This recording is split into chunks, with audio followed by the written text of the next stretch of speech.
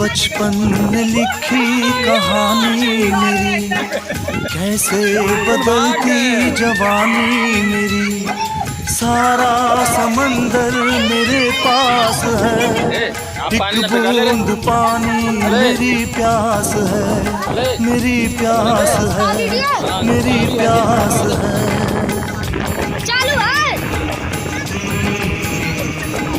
देखा था माने कभी प्यार से, अब मिल गई वो भी संसार से।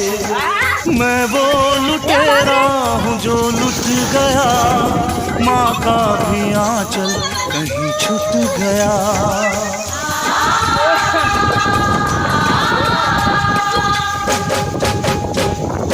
नायक नहीं